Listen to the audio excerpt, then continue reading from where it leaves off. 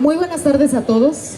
Estamos desde acá de FIL Guadalajara, en EMSHI, a punto de presentar este grandioso libro. Y aquí tenemos a nuestro autor invitado, Julio Sáenz. ¿Cómo estás, Julio? Muy bien, muchas gracias. Muchas gracias por estar aquí. No, gracias por haberme aceptado, invitado. Mira, si me lo permites, voy a comenzar así.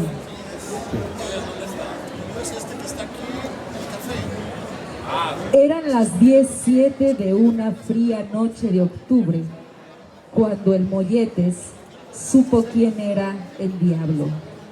¡Wow! Este es el inicio, este es el, digamos, primer párrafo de esta obra, que primero quiero que me cuentes, antes de irnos de lleno con esto, un poquito de ti. Bueno, mi nombre es Julio Sáenz. Yo nací en la Ciudad de México, ahora resido en Querétaro. Y mucha parte del libro está inspirada en ciertas ideas o, digamos, ¿cómo se le dice? Leyendas urbanas que llegaba a escuchar en la infancia en Iztapalapa y todo eso. Yo en lo personal, pues vaya creciendo es un barrio medio bajo, pues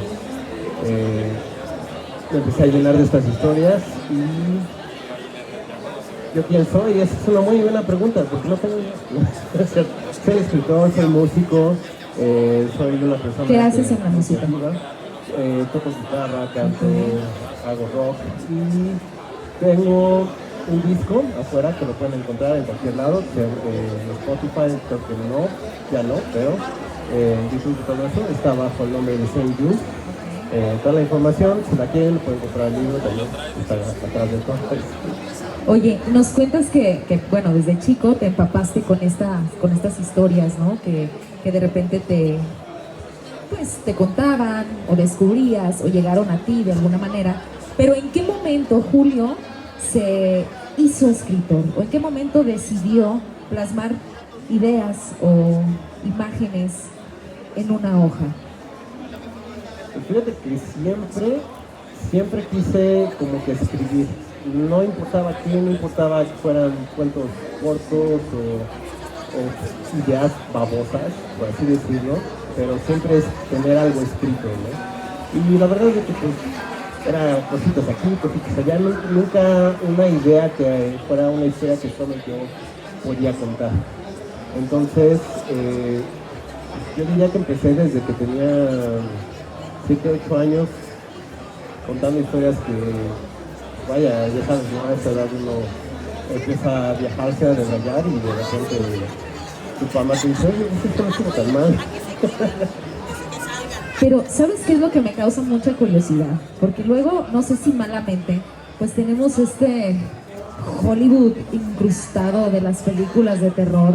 Y ahorita, abriendo tu libro, echándome un clavadito, leyendo cómo utilizas un lenguaje tan coloquial, y eso me encanta, porque creo que es un nexo entre el terror y eso complicado, muy complejo de lograrse. Entonces, ¿cómo fue que armaste específicamente la idea de este libro? Fue muy interesante. No sé si recuerdan el video que se hizo viral por ahí del 2020. Un asaltante se sube a una combi y empieza a querer hacer el acto de siempre y de repente algo pasa que los pasajeros se le golpean y se la avientan encima y le empiezan a golpear y le empiezan a gritar, ¿no venías muy león? Cuando vimos ese video, obviamente pues todos sentimos como que esa pequeña parte de justicia, de cierto karma que, vaya, ya estaba debiendo desde hace mucho, ¿no? Creo, bueno, yo viviendo en la Ciudad de México, a mí me han resaltado fácil varias veces y creo que es algo que hemos vivido muchos mexicanos y al momento de ver cómo este ratero recibió su lección, era como un momento de decir, justicia, porque nosotros no estábamos viendo cómo ellos le pegaban a esa persona. Nosotros le estábamos pegando al ratero que nos traumó en ese momento. empezaron los memes, empezó así, que qué hubiera pasado si el ratero se hubiera encontrado a las tortugas ninja, ¿no? O a los Avengers o lo que fuera. Y estaba yo cotorreando con mi entonces novia, ahora esposa, y de repente le dije, bueno, ¿qué hubiera pasado si el ratero hubiera entrado a la dimensión desconocida? Y hubiera tenido que enfrentar a los fantasmas de su pasado y todas las decisiones que nos llevaron a este punto en el cual ya llegaron los fantasmas y tiene que pagar el precio de sus pecados. Y dije, eso es una buena idea. Bueno, empezó como un chiste, la verdad, y bueno, lo empecé a desarrollar, escribí el primer capítulo y después, nada, me senté por la vida, empecé a, me mudé de ciudad, me casé, tuve un hijo, que aquí está nuestra frente, y siempre tuve el libro atrás, así como, bueno, es que sí, hubiera podido pasar esto y esto y esto, y pensando en el personaje, en tal cual, quién es el mollete. Que sinceramente no es un apodo que yo jamás haya escuchado para mi vida. Hasta donde yo sé, hasta hoy no existe a nadie que le hayan dicho el mollete, pero fue más gracioso que se me ocurrió. Y dije, ¿quién es esta persona que llegó a este punto para tener que tomar esa decisión de subirse y hacer algo que tiene tanto riesgo, que tiene tan poca recompensa, ¿no? Te voy a interrumpir porque dijiste algo que me parece sumamente importante, que también es este contraste, dices, es el más chistoso que he escuchado, ¿no? Entonces, ¿en qué punto puede encontrarse justamente el terror y la comedia, ¿no? Aunque parecieran contrapuestas, aunque parecieran paradójicas, pero podemos ver en tu obra que sí se puede, ¿no? Y en los diálogos también, que por ahí me aventé, porque justo creo que también algo importante en la lectura, que nunca debe ser un sufrimiento, más bien tiene que ser un gozo. ¿Cuándo sucede? Cuando uno se identifica, ¿no? Cuando hay una identificación, tú lo lees, te ríes, qué maravilloso, cruzas o puede tocar el libro algo de ti, de tu ser, sin palparte, ¿no? Entonces me parece maravilloso ese punto de encuentro entre la risa y el terror. Pero bueno, continúa. De hecho empezó como un libro de comedia, completamente. Porque el primer capítulo era chistoso, era como que muy, vaya, muy como una farsa, algo ridículo. Y conforme fue avanzando la historia, dije, esto no es un libro de comedia, esto es terror. Y pues bueno, empecé a desarrollar, y lo más chistoso de todo es de que lo volví a retomar y después de haberlo dejado, que fueron como 4 años, en 4 meses salió. O sea, yo completamente, porque ya conocía yo quién era este personaje en mi cabeza, y como dices, el lenguaje coloquial, el lenguaje del terror, entonces ya derivó de la parte sincera al escribir la historia. Porque yo dije, bueno, por lo regular uno se preocupa por estas cosas, ¿no? ¿Qué va a pasar con la traducción? ¿Qué va a pasar? ¿Cómo lo van a interpretar en otro lado? Es que si va a vender aquí, por ejemplo, como es un lenguaje coloquial, incluso ni siquiera de toda la Ciudad de México, sino de un barrio en específico, va a vender en México, va a vender si quiere en otra ciudad, ni siquiera en otro país. Y dije, ¿qué importa? En verdad, esta es la forma correcta de escribirlo. Si la naranja mecánica puede inventar su propio lenguaje, que no pueda yo decir un lenguaje real, ¿no? Además que pienso que justamente es la labor de la expansión, de hacerlo justo que lo conozcan los demás, ¿no? Porque también entregarles letras o textos ya reconocidos, dicen por ahí, ¿no? Hay que hablar de lo imposible, porque de lo posible se sabe demasiado. Y hay mucho de todo ya, ahorita todo ya es como un recalentar de cualquier cosa. Entonces llevar este particular lenguaje, vamos a decirlo ahora, se me fue la palabra ahorita, pero ese sector pequeño, y que lo conozcan los demás y que podamos darnos cuenta cómo viven en otras partes del mundo, que te lean en no sé, en cualquier lugar, me parece maravilloso. Entonces justo dijiste algo para mí importantísimo, que es que la poesía, la narrativa, los libros en general tienen que ser honestos. No, si nos estamos preocupando tal vez porque le guste al otro o por si se va a vender o no se va a vender, creo que no estamos yendo por un buen camino. Y qué bueno que nos compartas esta honestidad por medio de aquí de tu libro. Continúa antes de que, porque me gustaría que nos leyeras un poquito ahora tú, un fragmentito. No sé si quieres continuar lo que estabas mencionando o nos vamos de lleno ahí. Sí, de hecho les quiero leer un pasaje del libro.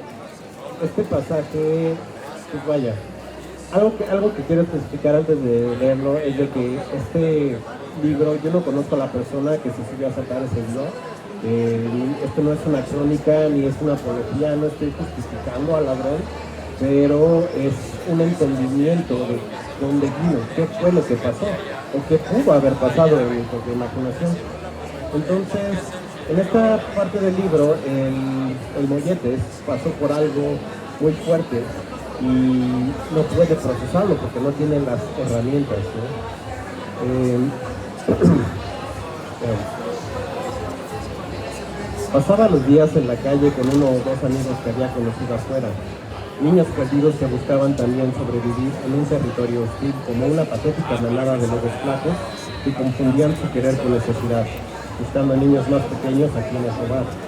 Su uniforme escolar, con semanas sin lavar, hecho bolas dentro de la mochila, siempre listo para el momento en que hiciera falta correr, esconderse o fingir que aún pertenecía a algo.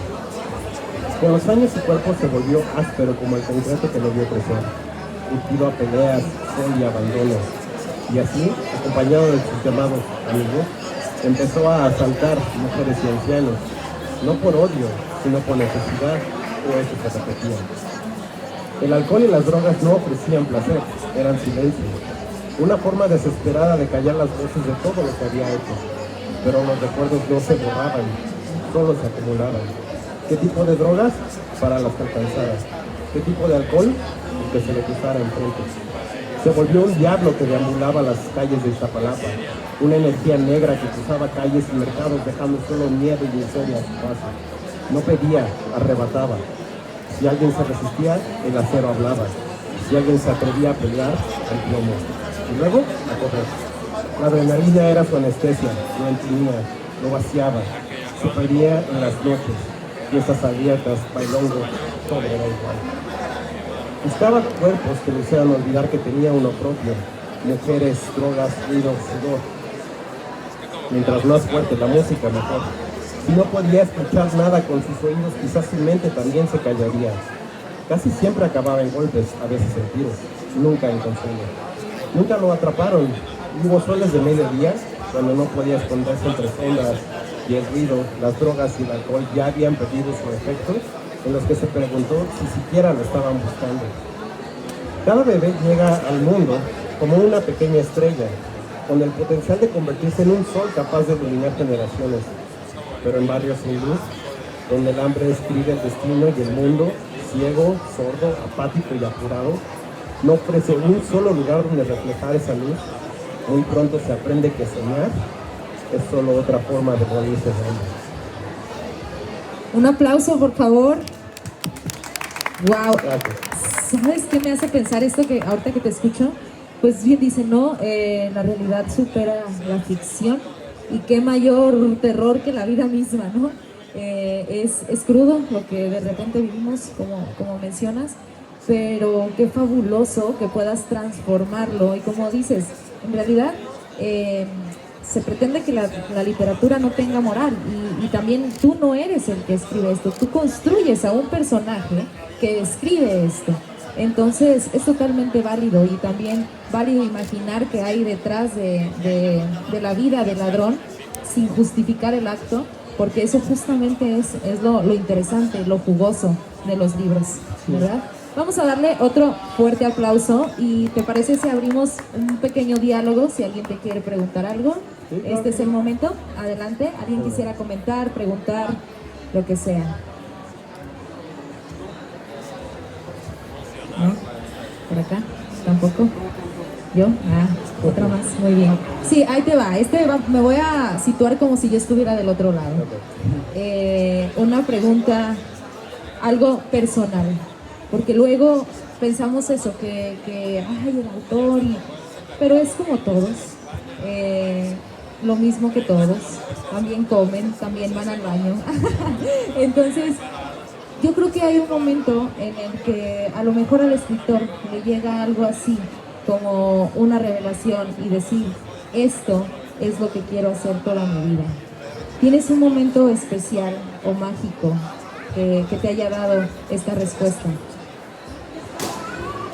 El saber a qué dedicarte es algo, es muy controlador en mi parecer, porque yo no solo soy escritor, no me defino como escritor, también me defino como músico, también me defino como dibujante, me defino incluso en mi trabajo que me paga las deudas como un project manager, me defino como papá, me defino como esposo, me defino como tantas cosas que no le veo el caso a que si yo quisiera el día de mañana hacer cualquier otro tipo de cosa artística, sea desde, no sé, tal vez un videojuego, o tal vez una película, o tal vez lo que fuera, no me puedo yo detener de que, híjole, si tan solo no fuera yo escritor.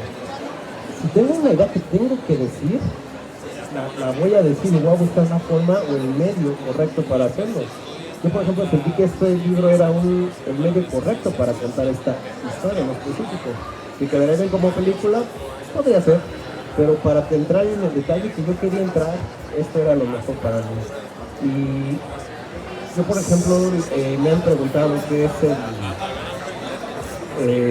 qué consejo daría yo para cualquier tipo de persona que esté buscando hacer esto, porque no es cosa pequeña, de hecho es de admirar todos los escritores que han sacado tantos libros simplemente este año.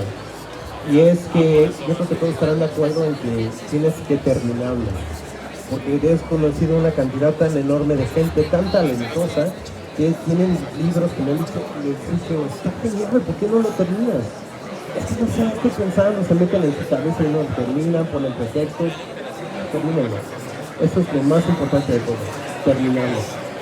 Muchísimas gracias, un fuerte aplauso. Vamos a estar atentísimos todos a que nos saques otro tiraje, por favor. Por favor, ya queremos leerlo.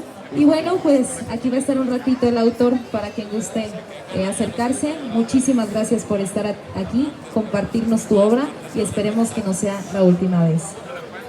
¿Dónde podemos encontrarlo? Pueden encontrarlo en Amazon, okay, como en molletes, en Aldi, en línea. Y, ¿qué precio tiene? En Amazon el digital tiene 150 pesos. 150, ok. Y el físico en 250. Muy bien, pues ya quedó. Ahí está el contacto. Muchas gracias nuevamente. Muchas y gracias, pues vamos a hacer una pausita y continuamos.